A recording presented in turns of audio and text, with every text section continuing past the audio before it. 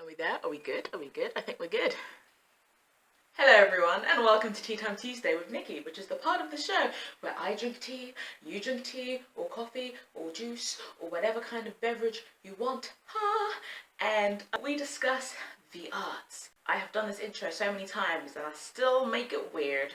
Anyway, moving on. Today I wanted to talk about something that's actually super important to me in general. In fact, it's super important when not even paired with the second part of the title. So, I want to talk about Afro hair and the acting industry. Afro hair is a super important topic to me anyway. When paired with the acting industry, I think we get a really interesting topic. And I think it's really important and people need to be speaking about this. Strangely enough, it's really funny.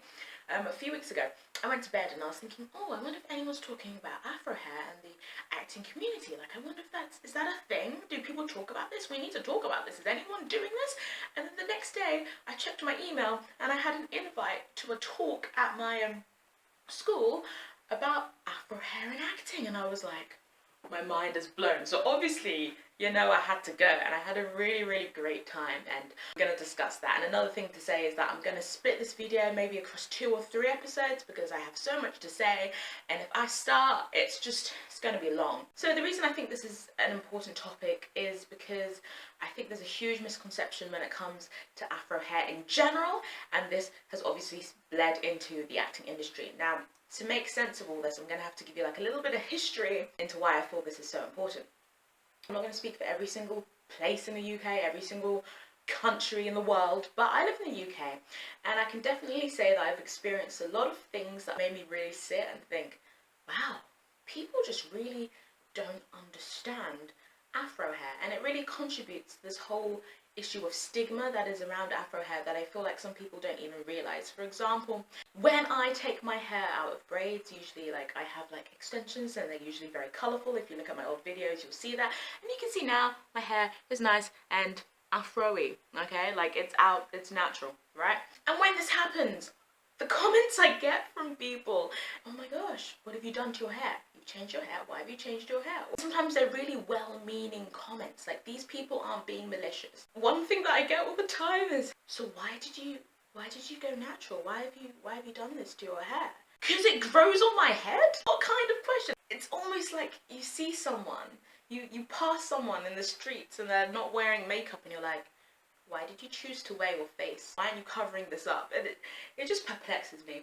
I think it really affects you at different ways. Growing up, I went from a very white environment and then I went into like a more diverse environment. And then I'm kind of back in the very white environment. And I'm kind of glad it went that way because I found so much empowerment when I realised that I didn't have to be ashamed of my hair. Which sounds really strange, but it's a common thing. When I went to this talk, so many people were talking about how they felt ashamed of their hair when they were younger because, nobody else seemed to understand their hair. People would be like looking at it weirdly. Do you know, it's very strange and you think that wouldn't happen, but it happens, and it even happens today. Like I literally had someone the other day ask me, so why did you choose to do this to your hair? And I was like, I didn't.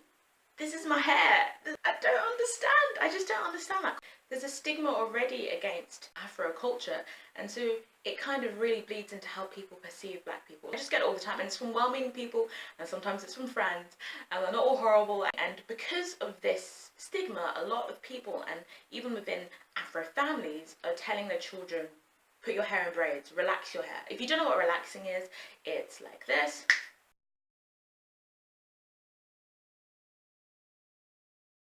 Hopefully that'll work when I did the little click. That's what my hair looks like, relaxed. And relaxing isn't very good for your hair, but that's what I did throughout my childhood because it was the closest way I could get it to look like white hair, okay? Like it was long, it wasn't as like, woo, woo, woo. It wasn't like this, it wasn't all. It wasn't braids, it wasn't anything, and that was when I felt the prettiest, when my hair looked white. It's a very Eurocentric standard of beauty. A lot of black people, as we were discussing in this when we were together, like relax their hair because they wanted to fit in, and it's actually really unhealthy for your hair and it breaks your hair and people get bald patches and everything, but people just do it because they want to look good. And when I realized how bad it was for my hair, I was like, oh gosh, but it's the only way that I look okay, which is obviously a lie. And I've grown up now, and it's not growing up, as I said, I've gone from different environments. I went into a different environment and I realized like, hey, it's totally cool to be fine with my hair. Anyway, so this is like a really long prelude to the problem of Afro hair. Now, when it comes into acting, I think a huge problem that people from different ethnicities can face when they go into acting auditions is just really the fear. So personally for me, I'm like, oh my gosh, so if my hair is like this, okay, and I'm going into an audition, I'm like, oh my gosh, because people already have a very clear image of what they want. And they already have a clear image of the hair you want, especially if you're black. Like, they might be wanting, like, some huge fro, okay? They might be wanting some braids, and you might have your hair like this. And it's really difficult because I feel like there's such a huge misconception about it that people don't understand that my hair can go from this, to this, to this, to this. I don't know how many photos I have of my hair in different styles, to this. And I can do that relatively quickly. So I would love it if people would know that when I go in to an audition, like, this isn't going to be the look forever. Like, if you want me to look like this tomorrow, like, I can do that. And I think there isn't really an understanding of it. There isn't an understanding of continuity. I know when we were talking, there was this one girl who's mixed race and she has like gorgeous hair. And she says that she knows that they're not really considering her when she goes to do a shoot. So they'll have the makeup people, they'll have the hair people, and the hair people kind of like just, they're like, oh, do you want to, you do what you did with your hair auditions, we're just going to go do the white hair, and they just kind of go away. They don't know what to do with it. They haven't even considered someone like her coming through. And it would be really nice, like, just to consider, hey, someone like me might come through, get someone who can do Afro hair. So this lovely woman who did the talk was called Aisha. She was great, and she was basically saying, look, next time you go into a shoot, guys, you just need to say, hey, could I please have someone on set that knows how to deal with Afro hair? And it's so mind-blowing how simple that is. Like, I felt like when I was younger, I used to be like, oh no, I don't want to say that. I was like, seem precious, I just want to do the film. But realistically, it should be within your right. Like, if they've chosen you to do the film, the show, whatever, it should be within your right to say, hey, can I have someone that can do Afro hair? Because people don't know what to do, and sometimes it's really difficult with continuity when people don't know what to do. I mean, it's not as simple as maybe hair within other cultures. It's the way you have to look after it, and the things you put into it, and the way you have to handle it, really, and the sensitivity to certain things is like really, really difficult, and it's something that I think people don't understand. Another really interesting point she made was like, Afro hair is it's how you wear it. Afro hair isn't just a natural hair. And natural hair is great, and I'm so happy with this natural hair movement that's still living and vibrant, and I love it. But it's not just about that.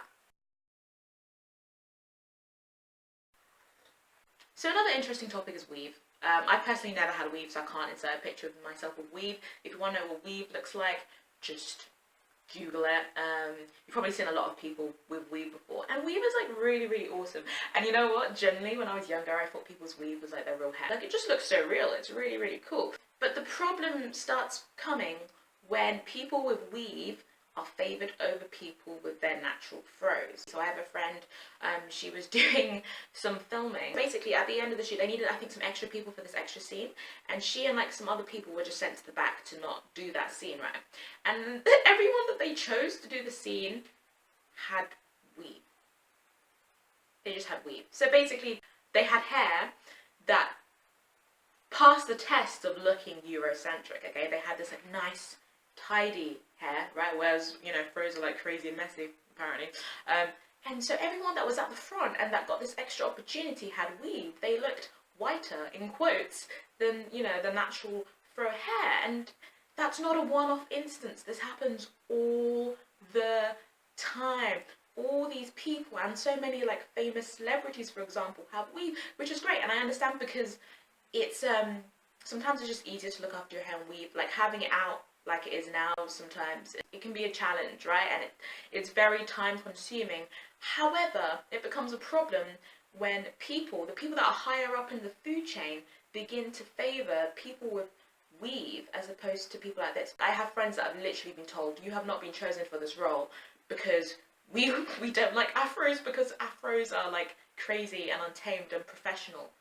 How is it professional when it's your natural hair? It's growing from your head. And this is the fear that people have. I have a fear when I go to job interviews. I get told, what are you going to do with your hair? That is the first thing. The first thing as a black person I get told when I go to a job interview and my hair isn't in braids is, what are you gonna do with your hair? And it's like a serious thing, like, what are you gonna do? And I'm like, I'm gonna wear it out. And they're like, no, no. And then I get scared. And it's like, it shouldn't be that way, but it's scary going into an interview, going into an audition with natural hair, because the amount of times that I and other people have been told your hair looks horrible and messy because it's natural and it doesn't look professional, you get really worried that you're not gonna get what you've gone out for. Isn't that crazy? Isn't that crazy? That's a problem. Like, usually when you think you're going into an interview, you need to be thinking, what am I going to say? I need to research the company. Nah. One of the first things that people worry about is, what am I going to do with my hair? Because they might not like it and they might reject me purely based on my hair, and it's such a problem. I'm going to end the video here for today, and we're going to continue this what should we do with our hair when we go to auditions thing, because it's all very well to say, be proud of the hair, have this natural hair movement, go, go, go, but if the gatekeepers are only filtering in people with like Eurocentric standards of beauty, what do? Does it come to that point where you have to let go of your pride a little bit and wear a wig or wear weave, and you have to be like, there's nothing wrong with weave and there's nothing wrong with wigs, but it becomes a problem when you're doing that to pander to the white gatekeepers. And I think that's going to be another video. We had this discussion when I went to the talk, and I don't think a real concrete solution was made, but it's made me think a lot. So I have some more thoughts to throw out at you, and I just love to get some thoughts back, because regardless of what race you are, regardless of what race, what was really interesting, what was really great about the talk was that there were a mix of races at the talk, and I really liked that. I really, really liked that. People who didn't have Afro hair were at the talk, and I thought that was really great. So that's going to be part 2 of the video. This has actually turned out so much longer than it was meant to be. I might cut it a little bit earlier, but that is the gist of today's video. And next week we're going to discuss some problems, and we're going to go even more into the history of Afro hair and how it has been viewed by white culture.